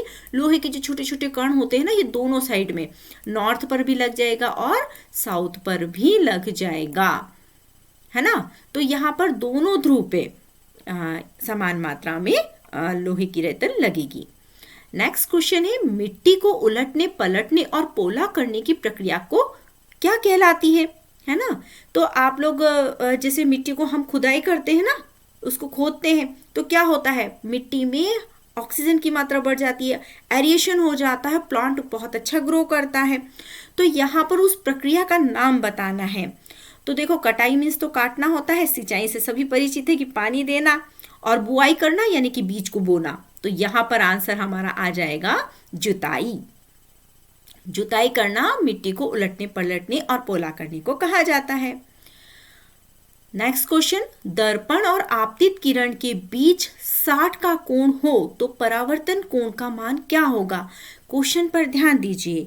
यहाँ पर आपतन कोण और परावर्तन कोण का मान तो बराबर होता है, यदि ये 60 होगा तो ये भी 60 हो जाएगा। लेकिन यहाँ पर क्वेश्चन है दर्पण और आपतित किरण के बीच यदि 60 का कोण है, तो फिर यहाँ पर परावर्तन के कोण का मान कितना हो जाएगा? 30 हो जाएगा, है ना। नेक्स्ट क्वेश्चन है, वह समूह चुनिए जिसमें सभी रबी की फसलें होती हैं। रबी की फसलों से आप परिचित है, अभी हमारी रबी की फसल आने वाली है। इसमें आ जाएगा, इसका आंसर आ जाएगा मटर, सरसों, चना और गेहूं। ये जो है ये सभी रबी के अंतर्गत आती हैं, है ना। तो ये हमारा आंसर करेक्ट हो चुका है। अब नेक्स्ट है, निम्नलिखित में से असत्य कथन को चुनना है। तो हम चुंबक से अभी परिचित ही हैं, है ना। तो चुंबक के यहाँ पे हम इन सबको देखते हैं कि भाई इसमें से असत्य कौन सा है। सजातीय ध्रुव एक दूसरे को पर प्रतिकर्षित करते हैं। हाँ भाई, नॉर्थ और साउथ पोल जो है उन दोनों में यदि एक चुंबक का नॉर्थ के पास में लाएंगे तो वो प्रतिकर्षित करेगा, साउथ को साउथ के पास में लाएंगे तो वो भी प्रतिकर्षित करेगा, लेकिन अपोजिट होते हैं वो दोनों आकर्षित करते हैं। अगर नॉर्थ साउथ को लाएंगे तो वो आकर्षित हो जाएंगे। तो यहाँ पर ये वाला तो भाई सत्य है। क्षण चुंबक को सदैव 2 ध्रुव होते हैं, ये भी सही है। यदि हम किसी चुंबक को बहुत से टुकड़ों में तोड़ दें और प्रत्येक चुंबक जो टुकड़ा है वो चुंबक बनेगा, बिल्कुल यह भी सही बात है। एक चुंबक लो, उसके छोटे छोटे टुकड़े कर दो तो हर टुकड़ा अपने आप में एक चुंबक होगा। अब लास्ट का ये बचा है, इसे भी देख लेते हैं। स्वतंत्रता पूर्वक लटका चुंबक सदैव पूर्व पश्चिम दिशा में ठहरता है। भाई ये वाला पॉइंट तो यहाँ पर रॉन्ग है, क्योंकि हमें पता है कि चुंबक हमेशा कहाँ ठहरता है, नॉर्थ और साउथ में। तो फिर ये हमारा आंसर जो है क्या, यहाँ पे असत्य चुनना है ना हमें, तो यहाँ पर इसको हम राइट कर देंगे। ज्ञात पदार्थों में कठोरतम पदार्थ है सोना, प्लैटिनम, हीरा और गन मेटल। तो यहाँ पे सबसे जो हार्ड होता है ना वो होता है हीरा। हीरा अधातु है लेकिन फिर भी यह बहुत ज्यादा कठोर होता है, अपवाद होता है ना, ये धातुएं होती है कठोर तो, लेकिन यहाँ हीरा जो होता है ना ये अधातु होने के बावजूद भी बहुत ज्यादा कठोर होता है। नाइट्रोजन की सबसे अधिक प्रतिशत मात्रा वाला नाइट्रोजन उर्वरक कौन सा है? तो यहाँ पर इसका आंसर आ जाएगा अमोनियम नाइट्रेट। अमोनियम नाइट्रेट में सबसे ज्यादा नाइट्रोजन होता है। वर्षा होने के पश्चात इंद्रधनुष किस कारण से घटित होता है? तो इसका आंसर है वर्ण विक्षेपण, है ना। यहाँ पर वर्ण विक्षेपण हो जाता है। आपने बिब्जियोर नाम सुना होगा ना, बेजाना पीला, है ना। शॉर्ट ट्रिक है ये याद करने के लिए, इंद्रधनुष के 7 रंगों को याद रखने के लिए। तो यहाँ पे जब ये 7 कलर्स में जब ये डिवाइड होता है ना तो वहां पर वर्ण विक्षेपण की घटना होती है। निम्नलिखित में से किस प्रकार की ऊर्जा सूर्य से व्युत्पन्न नहीं होती? तो देखिए सूर्य से उत्पन्न होगी तो गर्म तो होगी ना, तो जैसे भूतापीय, जब पृथ्वी गर्म हो जाती है तो भूतापीय धरती से जो गर्म निकलता है, तो ये वाली तो यहाँ क्वेश्चन है, नहीं वर्ड पे ध्यान देना आपको। तो भूतापीय ऊर्जा ये तो सूर्य से रिलेटेड हो गई। महासागरीय तरंग ऊर्जा ये भी हो गई। महासागरीय तापीय ऊर्जा ये भी हो जाएगी। लेकिन पवन ऊर्जा तो हवा से होती है, इसलिए यहाँ पर हम इसको राइट क्लिक करते हैं। किसी धातु का वह गुण जिसके कारण उसे पतले पतले तारे में खींचा जा सकता है, तो इसका आंसर आएगा तन्यता का गुण। ये नहीं आएगा, है ना। क्यों? क्योंकि तन्यता ऐसा गुण होता है, ये धातुओं की खासियत होती है। इन धातुओं को पतले पतले खींच के लंबे लंबे तार बनाए जा सकते हैं। आप लोगों ने देखा होगा ना, हमारी वायरिंग में कॉपर का तार होता है, कितना पतला होता है। इसके अलावा हमारे जो इलेक्ट्रॉनिक इक्विपमेंट्स होते हैं, है ना, मोबाइल्स होते हैं, इनमें भी प्लेटिनम का यूज़ किया जाता है। बहुत बारीक बारीक पतले पतले इनके तार होते हैं। और सोने का प्रयोग भी किया जाता है कई स्थानों पे, तो ज्वेलरी भी बनाई जाती है। तो तन्यता के गुण के कारण इनके पतले पतले तार खींचे जा सकते हैं। आयरन, एल्यूमिनियम, जिंक, कॉपर में सबसे अधिक अभिक्रियाशील और सबसे कम अभिक्रियाशील धातुएं कौन सी हैं, है ना। तो यहाँ पर यदि हम इनको सबको देखते हैं तो इसका आंसर आ जाएगा जिंक और कॉपर। जो जिंक होती है ना ये सबसे ज्यादा क्रियाशील होगी इन सब में। इसके बाद में आयरन आएगा, फिर कॉपर आएगा। तो यहाँ पर सबसे ज़्यादा जो हम देख रहे हैं क्रियाशील, उसमें जिंक आ जाएगा और सबसे कम में कॉपर आएगा, है ना। मानव विकास का आरंभ कहाँ से हुआ था? तो मानव विकास का जो आरंभ है ना वो अफ्रीका से हुआ था, है ना। सबसे पहले यहाँ पे खोजें की गई ना, तो पुराने प्राचीन जो आदिम मानव के अवशेष यहाँ पर मिले हैं और उनकी जब हमने स्टडी किया ना वैज्ञानिकों ने, तो पता चला कि सबसे पहले खोज अफ्रीका, जो आदिम मानव थे वो अफ्रीका में ही बने थे। फिर पर्वतारोही जब ऊंचे पर्वत पे चढ़ता है तो उसकी नाक से खून क्यों आने लगता है? देखिए हमारा स्किन जो होता है वो बहुत सॉफ्ट होता है और हमारे ऊपर एक प्रेशर काम कर रहा है। अभी जिस स्थिति में है तो हमारे ऊपर जो एटमॉस्फेरिक प्रेशर है वो बहुत है, उस वजह से हम इजीली रहते हैं।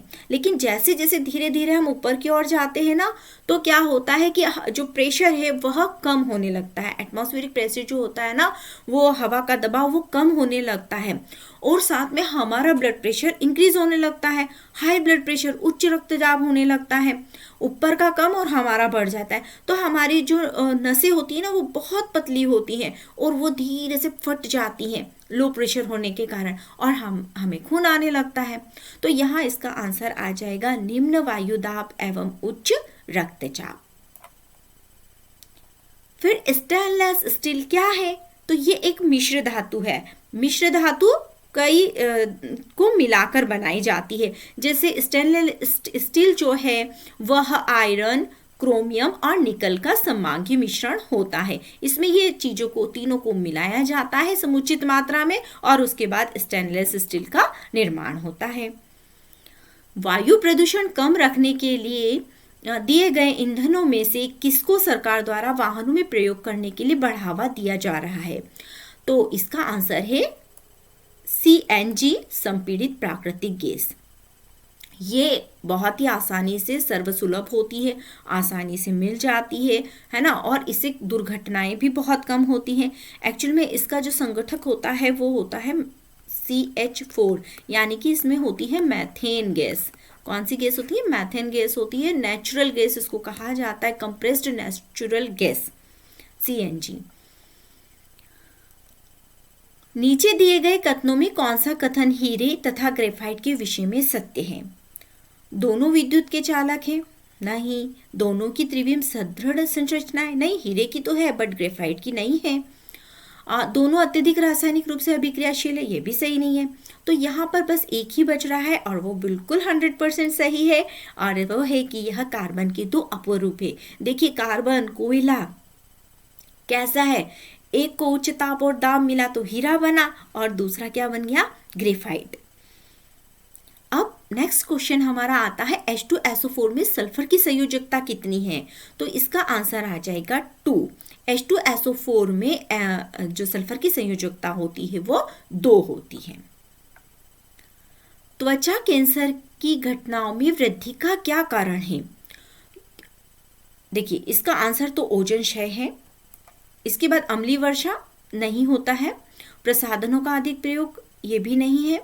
वायुमंडल में सीसे के कण, है ना, तो थोड़ा बहुत तो इनसे हम इफेक्टेड हो सकते हैं, लेकिन मेनली जो त्वचा का कैंसर होता है वह ओजोन क्षय के कारण होता है। ओजोन जो O3 एक गैस होती है, ये हमारी जो पृथ्वी होती है ना, ये हमारी पृथ्वी के चारों ओर एक लेयर बना के रखती है, जिससे सन के द्वारा जो पराबैंगनी किरणें आती है ना पृथ्वी पर, यूवी किरणें, पराबैंगनी जो किरणें होती है ना, अल्ट्रावायलेट रेस, ये जब हमारे ऊपर आती है हमारी पृथ्वी को, इसको पार करती है ना, तो ये इसको रोक लेती है। इस लेयर का काम होता है, O3 का काम होता है कि इन घातक किरणों को हमारी पृथ्वी पर आने से रोके। लेकिन आजकल जो क्लोरोफ्लोरोकार्बन का ज़्यादा प्रयोग हो रहा है, प्रदूषण बढ़ रहा है, एरोसल्स का प्रयोग होता है, जैसे रेफ्रिजरेटर होते हैं ना, उनमें कार वाहनों में भी सब में इनका प्रयोग होता है। क्लोरोफ्लोरोकार्बन की मात्रा बहुत बढ़ रही है, तो ये क्या करते हैं, इस ओजोन से जाकर क्रिया कर लेते हैं, है ना, तो एक O कर लेते हैं और एक ऑक्सीजन अलग कर देते हैं। तो यहाँ पर इस वजह से क्या हो रहा है, ये जो लेयर बना है ना पूरा इसका O3 वाला, ये क्या हो रहा है, धीरे धीरे पतला हो रहा है। और जो हमारे नॉर्थ साउथ पोल है ना ये वाले, तो यहाँ अंटार्कटिका जो इस प्लेस है वहाँ पर इसमें एक छेद भी हो गया है, और उसी वजह से क्या होता है, ये रेस हमारी पृथ्वी पर आने लगी है, तो इससे त्वचा कैंसर होने की संभावना है। निम्नलिखित में कौन सा ऊर्जा का नवीनीकरण स्रोत नहीं है? अच्छा, अब पहले हम नवीनीकरण को समझते हैं। ये क्या होता है? नवीनीकरण यानी जिसको नया बनाया जा सके, है ना। तो यहाँ पर सौर ऊर्जा तो हमें इतनी मिलती है कि हमें बनाने की आवश्यकता नहीं है इसको, है ना। पवन ऊर्जा भी काफ़ी है, हवा चलती ही रहती है। जैव ऊर्जा का भी प्रयोग हम लोग कर सकते हैं। तो फिर यहाँ क्या बचा? यहाँ सिर्फ एक ही बचा है, जीवाश्म ईंधन से ऊर्जा। तो ये हमारा जो आंसर है यहाँ पर ये राइट हो गया है ना, क्योंकि ये नवीनीकरण का स्रोत नहीं है। एक्चुअल में जो जीवाश्म बनते हैं वो पृथ्वी में काफ़ी गहराई में लाखों करोड़ों साल में बनते हैं, है ना। पहले मेसोज़ोइक इरा में कभी भूगर्भ भी हलचल हुई थी, फलस्वरूप जितने भी पेड़ थे उस समय, जो जिम्नोस्पर्म्स पेड़ थे ना, वो सब जाके पृथ्वी में समा गए और वो सब धीरे धीरे कोयले में, पेट्रोलियम, इन चीज़ों में कन्वर्ट हो गए। तो इन्हें हम जीवाश्म ईंधन के रूप में प्रयोग में लाते हैं। तो यदि हमने इनका यूज़ कर लिया, सब खत्म कर दिया, तो इसको नेक्स्ट टाइम बनने में तो करोड़ों साल लगेंगे ना, तो हम इनको अनवीनीकरण स्रोत कहेंगे। एक आयताकार गुटका विभिन्न सतह को छूते हुए मेज पे रखा गया है। विभिन्न अवस्थाओं में गुटका मेज पर लगता है। कैसे लगाता है, क्या चीज करता है, कैसे रखा हुआ है, तो यहाँ पर इसका आंसर आएगा असमान प्रणोद व असमान दाब। सिंपल सा एक गुटका रखा हुआ है। अच्छा, मैं आप लोगों को यहाँ बता देती हूँ कि प्रणोद किसको कहते हैं ना। ट्रस्ट होता है ये, इसका मतलब होता है किसी वस्तु की सतह पर लगने वाला लंबवत बल, है ना। किसी विशेष दिशा में एक लंबवत जो बल लगता है उसे हम प्रणोद के नाम से जानते हैं। विद्युत बल्बों के तंतु बनाने में उपयोग होने वाली धातु का नाम, तो ये हमें पता है टंगस्टन। टंगस्टन के फिलामेंट, आप बल्ब को ध्यान से देखिएगा, एक दो छोटी छोटी उसमें लाइन होती है और बीच में एक पतला सा तार होता है। वो तार जैसे ही हम स्विच ऑन करते हैं काफी तेजी से गर्म होता है, हाई रेजिस्टेंस वाला होता है, उच्च प्रतिरोधक क्षमता वाला, तो उसका नाम है टंगस्टन। स्थायी चुंबक बनाने के लिए कौन सा पदार्थ प्रयोग में लाया जाता है, तो इसका आंसर है स्टेनलेस स्टील। नीचे दिए गए धातु के समूह में से किसमें ऐसी धातु है जो आघात वर्ण और तन्य दोनों होती है, तो इससे हम परिचित हैं। आघात वर्धनता मतलब क्या होता है कि उसको पीट के, है ना, हथौड़े से ठोकते जाओ तो पतली पतली पतली चादरें बन जाती है। हमने धातुओं के कई प्रकार की चादरें देखी होंगी। ऐसे ही सोना और चांदी की भी पतली पतली शीटें बनाई जाती है ना। रदरफोर्ड ने एक्सपेरिमेंट किया था सोने की पन्नी पे, है ना, बमबारी की थी, अल्फा बीटा गामा, आप लोग पढ़ चुके होंगे उसको। तो यहाँ पर जो बहुत पतली लेयर्स इससे तैयार की जा सकती है ना। तो इनमें इतने आघात वर्धन्यता का गुण होता है, तो वो किस में होता है। और दूसरा होता है तन्यता का गुण, यानी कि खींच के पतले पतले तार बनाए जा सकते हैं। तो इसका आंसर आ जाएगा सोना और चांदी, क्योंकि सोडियम तो जैसे ही इसको मारेंगे ना तो ये भंगूर हो जाएगा, टूट जाएगा, छोटे छोटे चूरा बन जाएगा। एल्यूमिनियम के साथ भी कैल्शियम दिया हुआ है तो ये भी रॉन्ग हो जाएगा, है ना। कैल्शियम के साथ भी यही होगा, इसको मारेंगे, चूने पत्थर को मारेंगे तो वो तो बिखर जाएगा। चांदी और मरकरी ये भी पॉसिबल नहीं है, मरकरी तो द्रव रूप में होती है। तो हमारा यहाँ पर ये वाला आंसर सही है। विद्युत आवेश का एसआई मात्रक है, तो विद्युत आवेश का जो एसआई मात्रक है उसका नाम है कूलाम। निम्न पदार्थों में कौन सा पदार्थ तत्व नहीं है। देखिए, सोना है, चांदी है, तांबा है, लेकिन कांसा जो है वो तत्व नहीं है, यह एक मिश्र धातु है। समतल दर्पण की वक्रता त्रिज्या कितनी होती है। समतल दर्पण की वक्रता त्रिज्या अनंत होती है। एक ही प्रकार के परमाणु से बना पदार्थ कैसा होता है, यह शुद्ध होता है और यह तत्व कहलाता है ना। देखो, मिश्र धातु, जब धातुएं दो या दो से अधिक धातुएं आपस में मिलती हैं तो उसे मिश्र धातु कहेंगे। यौगिक, एक निश्चित अनुपात में जब तत्व आपस में रासायनिक संयोग करते हैं तो यौगिक का निर्माण होता है। और विलयन से तो आप परिचित ही है ना। नींबू शक्कर का शरबत, आपने नींबू और शक्कर और ये पानी डाल के शरबत बनाया है, विलयन का उदाहरण है ये। निम्नलिखित में से प्राकृतिक रेशों का समूह, प्राकृतिक रेशे जो हमें प्रकृति द्वारा प्राप्त होते हैं, तो यहाँ इसका आंसर आ जाएगा कपास, रेशम, ऊन और जूट। ये सब हमें प्रकृति द्वारा, पेड़ पौधों के द्वारा प्राप्त होते हैं। और रेशम जो होता है ना वो कीड़ों के द्वारा हमें प्राप्त होता है, कीड़े से स्त्रावित करते हैं इसको। ऊन भी जो है हमें भेड़ बकरी के द्वारा प्राप्त होती है। जूट जो होता है वो भी पेड़ों से प्राप्त होता है। तो ये प्रकृति द्वारा दिए हुए हैं। बाकी नायलॉन है, पॉलिएस्टर है, टेरिलिन है, ये सब तो क्या है, मानव मेड है ना, मैन मेड है, इनको बनाया जाता है कारखानों में। तो ये सब आंसर गलत है, इसलिए ये वाला सही है। विद्युत फ्यूज होता है, सभी के घर में सॉकेट्स लगे होते हैं, फ्यूज लगा होता है ना बाहर की ओर। तो ये क्यों लगाया जाता है, ये एक्चुअल में इसका कम गलनांक होता है और उच्च प्रतिरोध होता है ना। क्या होता है, इसका गलनांक कम और उच्च प्रतिरोध वाला तार होता है। जैसे ही करंट यदि ज़्यादा आ जाता है तो तुरंत यह पिघल जाता है, इसमें मेल्टिंग हो जाता है। हाई रेजिस्टेंस तो सही है, लेकिन मेल्टिंग हो जाएगा तो जो कभी कभी शॉर्ट सर्किट हो जाता है ना, उससे इसमें इसके द्वारा बचाव होता है हमारे घरों का। भारी बोझ उठाते समय कूली अपने सिर पर कपड़े का गोल लपेट के रख लेते हैं। ऐसा क्यों करते हैं? देखिए कूली क्या करते हैं, महिलाएं भी जो पानी भरती है ना सिर पे, वो भी एक गोल रिंग बनाकर अपने सिर पे रखती है, फिर मटके को रखती है। तो उससे क्या होता है, एक तो बैलेंसिंग हो जाता है और दूसरा उसके साथ साथ में उनको वजन भी कम लगता है। तो यहाँ पर अपने सिर के बोझ के संपर्क क्षेत्रफल को ये बढ़ा देते हैं, जिससे इनका दाब कम हो जाता है। आप लोगों ने देखा होगा कि जो ट्रक होते हैं उनमें भी बड़े बड़े टायर लगाए जाते हैं सरफेस एरिया कम बढ़ाने के लिए, है ना। तो यहाँ पर क्या हो रहा है कि अपने सिर के बोझ के संपर्क क्षेत्रफल को बढ़ा लेते हैं, जिससे दाब कम हो जाता है और वो आसानी से इसको उठा लेते हैं। सीमेंट के व्यापारिक निर्माण के लिए निम्नलिखित में से कौन सा मूल अवयव नहीं है? भाई सीमेंट किस किस से बनती है? तो इसमें जिप्सम बिल्कुल भी नहीं होता है, तो हमारा ये आंसर है। कांच को लाल रंग प्रदान करने के लिए जिस लवण का उपयोग किया जाता है वह है, तो यहाँ पर इसका जो आंसर आएगा वो आएगा क्यूप्रिक ऑक्साइड, है ना। ये मैं इसलिए बता रही हूँ क्योंकि यहाँ पर इससे लाल रंग तो नहीं बनता है, लेकिन इसे रूबी रेड कहा जाता है ना, रूबी लाल कहा जाता है। क्यूप्रिक ऑक्साइड से जो बनता है उसको क्या कहा जाता है? Ruby red. ये वर्ड आए तो आपको इसका आंसर लिखना है। इसके अलावा और भी मैं इनसे बता देती हूँ, जो कोबाल्ट होता है ना उससे ब्लू कलर प्राप्त होता है हमें, और जो फेरिक ऑक्साइड है ना इससे ग्रीन भूरा प्राप्त होता है, और जो क्रोमियम होता है इससे एमराल्ड ग्रीन प्राप्त होता है। तो इस तरह से ये हमारे जो क्वेश्चंस हैं साइंस के ये कंप्लीट हो चुके हैं। आप लोगों को पसंद आए होंगे। Okay bye.